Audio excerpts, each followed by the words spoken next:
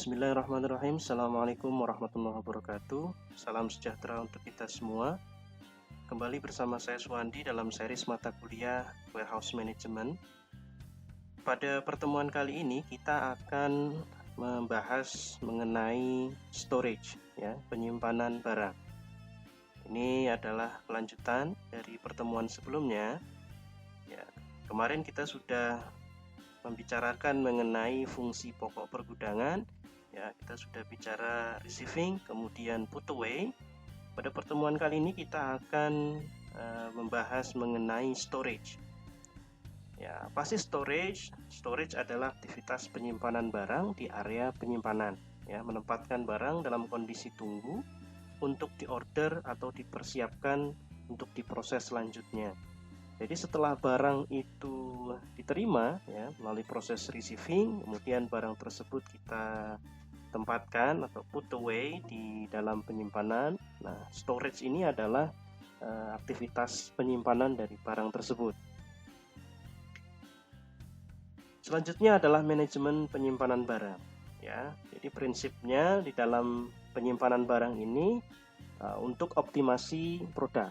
Jadi berdasarkan karakteristik order dan dimensi barang, kemudian barang kecil ditaruh di bin shelving, laci, flow rack, dan lain-lain. Kemudian barang yang besar ditumpuk atau dipaletisasi, racking, dan lain-lain. Jadi dengan penyimpanan ini diharapkan adanya optimasi dari produk-produk tersebut. Ya, jadi barang-barang tersebut bisa tersimpan dengan baik. Kondisi barang juga ketika order picking itu masih dalam kondisi yang baik. Selanjutnya adalah optimasi ruang. Ya, jadi di dalam penyimpanan barang, ya, ini penting juga optimasi ruang. Jadi bagaimana ruang itu bisa dimanfaatkan dengan baik, ya, sehingga barang itu lebih maksimal secara kuantitas masuk ke dalam gudang. Menempatkan barang terdekat dengan area picking, kemudian meminimalisasi waktu perjalanan dan maksimalisasi produktivitas.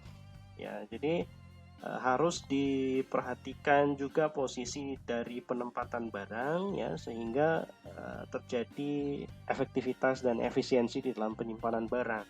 Ya, posisi penyimpanan itu harus dekat dengan area picking, ya, loading bay-nya itu dekat gitu. Jadi aktivitas traveling pun tidak terlalu menyita waktu, ya.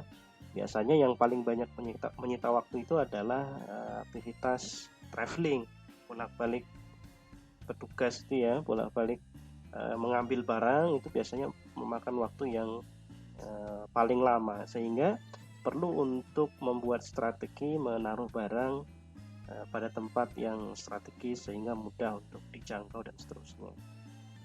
Kemudian yang selanjutnya adalah optimasi lokasi, menempatkan barang yang sangat fast moving ke tempat yang paling mudah dicapai lokasinya. Jadi untuk barang-barang yang sirkulasinya itu cepat, ya, untuk barang yang keluar masuknya cepat atau fast moving, yaitu posisinya harus ditempatkan di tempat yang mudah dijangkau, ya, dekat dengan area picking atau loading bay gitu, ya, sehingga pada saat dibutuhkan barang itu bisa dengan mudah diambil. Nah, ini ada beberapa metode di dalam penyimpanan. Yang pertama adalah random location system. Ya, sistem ini merupakan yang paling populer dan ekonomis. Barang yang datang ke gudang ditempatkan secara random di setiap area yang kosong. Ya, jadi di dalam metode random location system ini, ya, barang-barang yang datang ditempatkan di tempat yang kosong, dimanapun tempat yang kosong itu barang ditempatkan. Ya, jadi tidak melihat klasifikasi, kemudian pengelompokan gitu, ya, tapi di mana tempat kosong di situ barang ditempatkan. Tapi tentu saja ada pencatatan di dalam sistem sehingga barang tersebut ketika dibutuhkan, ya, ketika ada order gitu, barang itu mudah untuk dicari. Kemudian yang kedua, fixed location system. Ya, setiap item barang mempunyai tempat penyimpanan yang sudah tetap dan tempat tersebut tidak bisa digunakan untuk item lain. Jadi ini kebalikan dari random location tadi, ya. Jadi untuk fix ini sudah ditempatkan, sudah dikelompok-kelompokkan, ya, Staf pergudangan cenderung memilih sistem ini karena sangat mudah mengingat lokasi kargo. Jadi misalkan untuk barang-barang misalnya barang A itu posisinya pasti ditempatkan di rak A misalnya, barang B di rak B. Ini sudah ada pengelompokan secara pasti tempat atau lokasi barang berdasarkan kriteria tertentu. Kemudian yang selanjutnya adalah fixed area working on random system. Sistem ini merupakan kombinasi keuntungan dari dua metode sebelumnya, di mana kumpulan setiap item seperti ball bearing dan suku cadang dapat digabung di tempat yang sama. Kemudian sisanya itu menggunakan random location system. Ya, jadi ini gabungan antara random dan fixed location system tadi. Ya, jadi mengambil keuntungan dari kedua metode tadi. Ya, untuk barang-barang tertentu misalnya barang-barang yang susah untuk ditempatkan di rak ya atau barang-barang dengan klasifikasi kriteria tertentu ditempatkan di satu tempat yang sudah ditentukan ya, fix gitu. Kemudian barang-barang yang lain ditempatkan secara random. Nah, ini adalah 3 metode yang biasa digunakan di dalam penyimpanan. Selanjutnya kita masuk ke kriteria memilih metode penyimpanan. Jadi ada beberapa kriteria yang bisa kita acu ya dalam memilih metode penyimpanan. Yang pertama adalah tipe muatan. Ya, kemudian bagaimana aktivitas keluar masuk barang, level penyimpanan, jarak antara rak, kriteria pengambilan. Jadi ini adalah beberapa kriteria untuk kita menentukan metode mana sih yang paling tepat untuk kita menyimpan barang. Ya. Nah, misal tipe muatannya seperti apa untuk barang-barang yang yang besar gitu ya, dengan size kemudian bentuk yang khas unik, kabel misalnya, atau barang-barang yang besar gitu. Tentu saja metode yang tepat harus seperti apa. Barang-barang berbahaya ya, dangerous goods, itu juga harus ditempatkan di lokasi yang khusus, misalnya tidak bisa ditempatkan randomly di dalam gudang. Ya, ini harus disesuaikan. Kemudian aktivitas keluar masuk barang juga harus diperhatikan ya, bagaimana barang itu masuk kemudian keluar ya, yang paling efektif menggunakan cara seperti apa. Kemudian level penyimpanan ini tergantung dari kapasitas juga ya, kapasitas dari rackingnya itu seperti apa, dan jarak antara rak dan kriteria pengambilan.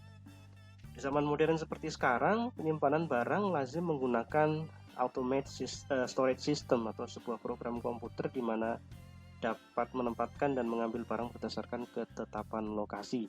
Nah, ini di era sekarang ini sebetulnya untuk penyimpanan barang ini sudah menggunakan sistem, sudah saya singgung sebelumnya tadi ya. Jadi barang itu walaupun ditempatkan secara random tapi sudah tercatat dalam sistem, sehingga ketika barang itu dibutuhkan kita tinggal melihat data di dalam sistem untuk mengetahui lokasi barang tersebut disimpan ya. Jadi walaupun random juga sebetulnya ya nggak sepenuhnya random, tapi sudah diplotting juga berdasarkan tempat by system gitu.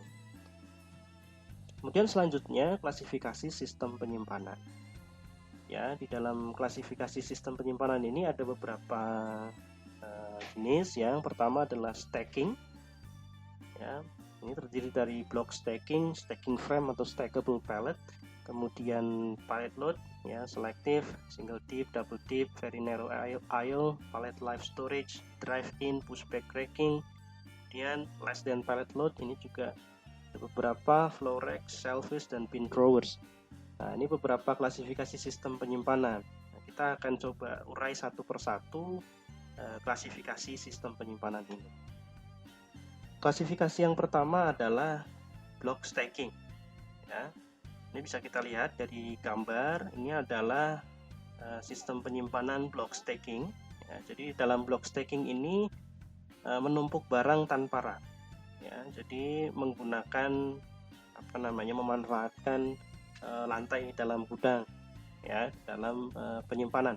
Tentu saja ada palet ya untuk menempatkan barang tersebut. Di palet ditumpuk dengan ketinggian tertentu berdasarkan kriteria seperti kondisi palet, berat produk, dan tinggi tumpukan yang diizinkan. Ya, jadi barang-barang tersebut ya ditumpuk di atas palet, tapi tentu saja harus dilihat ya berat produknya, kemudian tinggi tumpukannya. Ada barang-barang tertentu yang harus ditumpuk sekian, hanya boleh ditumpuk sekian, misalnya sekian tumpuk. Ada yang tidak boleh ditumpuk sama sekali. Nah, ini penting juga untuk diperhatikan. Kemudian perlu diperhatikan dalam penggunaan palet pembatas agar mengurangi resiko barang jatuh. Ya, jadi barang ditumpuk juga dengan cara yang benar ya, sehingga meminimalisir barang tersebut jatuh. Kemudian penyimpanan dengan metode last in first out. Jadi barang yang ditaruh terakhir, saja yang dari atas ya, ngambilnya kan dari atas. Nah, di atas kan last in, itu yang nanti first out, keluar pertama. Kemudian yang kedua, ini masih stacking ya, stacking frame atau stackable pallet.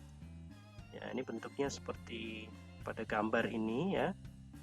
Nah, tumpukan palet yang diberi kerangka dan dapat dipasang atau dipindah jika diperlukan. Tumpukan yang diberi kerangka memungkinkan palet ditumpuk dengan ketinggian tertentu dan sangat berguna ketika palet harus disimpan tanpa ditumpuk. Jadi hampir mirip ya, cuman untuk yang sistem penyimpanan ini ada rangkanya ya, sehingga ketika barang tersebut ingin dipindah itu lebih mudah ya, karena ada rangkanya, jadi tinggal dipindahkan saja ketika dibutuhkan. Kemudian selanjutnya klasifikasi yang kedua adalah pallet load. Yang pertama selektif atau single dip. Nah, ini bisa kita lihat, ini paling lazim kita temui sebetulnya di dalam gudang ya, tipe single dip ini. Ya, ini paling banyak digunakan karena keunggulannya aksesibilitas tinggi, kemudian metode FIFO juga mudah dilakukan. Jadi bisa kita lihat dari gambar ya, ada penempatan rak yang sendiri gitu ya di dalam gudang tersebut, single dip ya. Cuman memang kekurangannya adalah pada tipe ini ya, sistem ini memerlukan ruangan yang luas ya, kapasitas penyimpanan kurang maksimal karena lebih banyak digunakan ya ruangnya untuk manuver pengambilan ya, jadi untuk aktivitas MHE-nya, jadi bukan untuk penyimpanannya, tapi memang biasa paling banyak ditemui ya sistem seperti ini. Kemudian yang selanjutnya adalah double dip ya. Ini double dip ini ya, raknya ada dua, jadi rak itu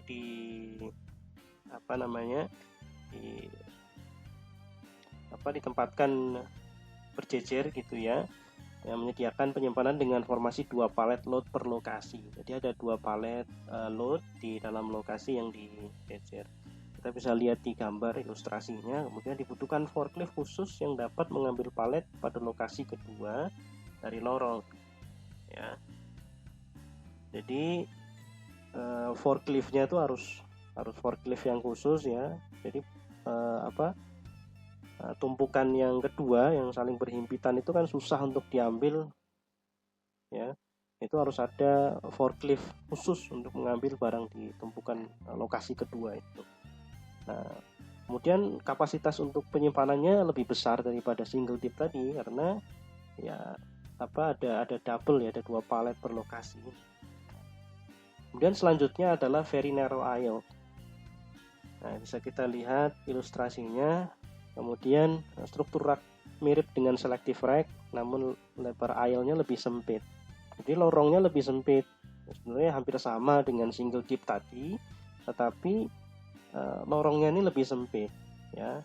Sehingga MHE-nya atau material handling equipment-nya ini bisa bergerak maju mundur dan tidak bisa melakukan manuver. Jadi hanya bisa maju mundur, ya nggak bisa manuver. Keunggulannya picking rate, kemudian stock rotation, order picking, utilisasi ruang.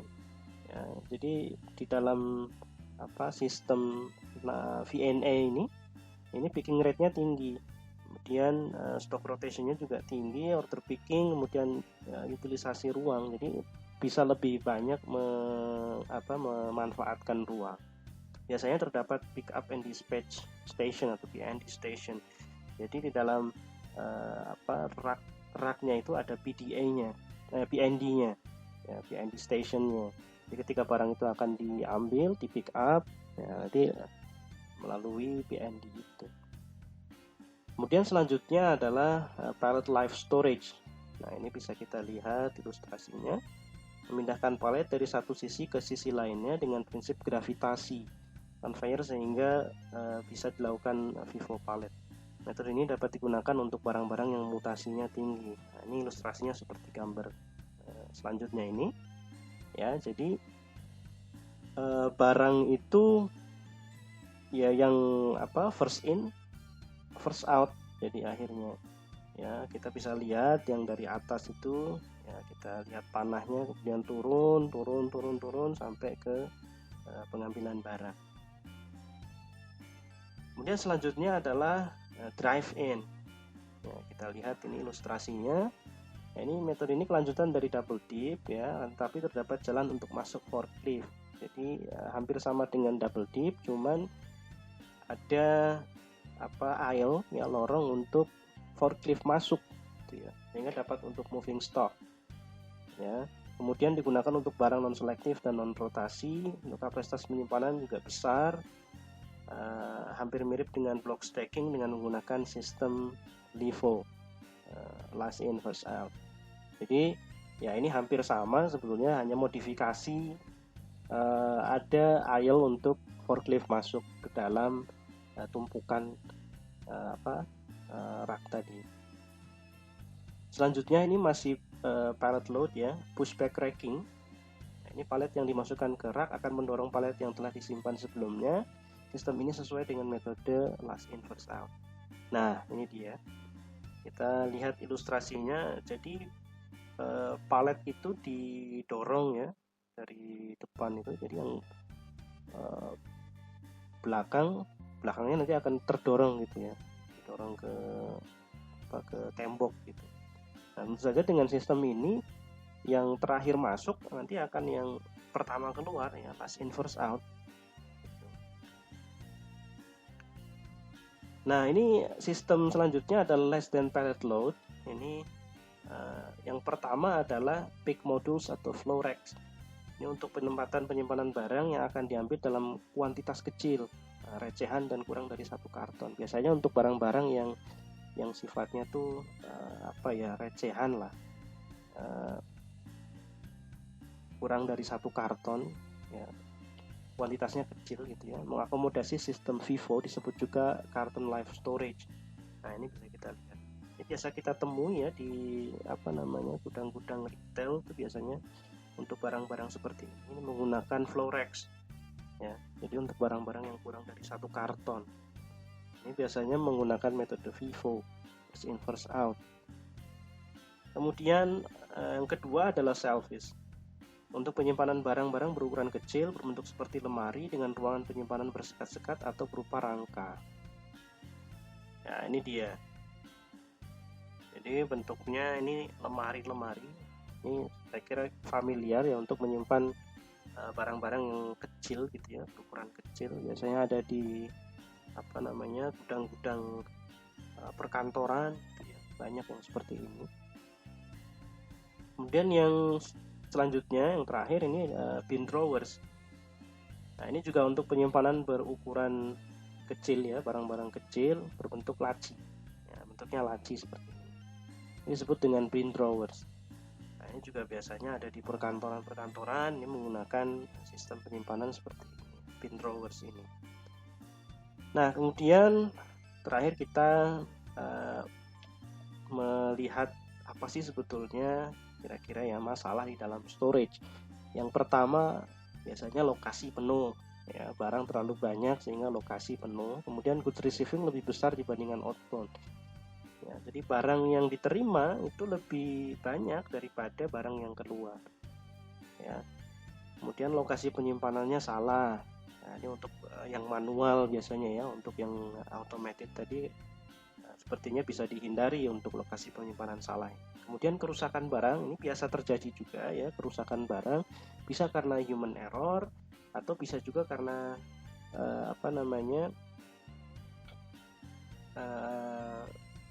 ada kejadian-kejadian khusus ya, misalnya ada kalau gudangnya itu tidak dilengkapi dengan pest control, misalnya ada tikus masuk, ya, itu bisa juga tuh barang-barang itu rusak.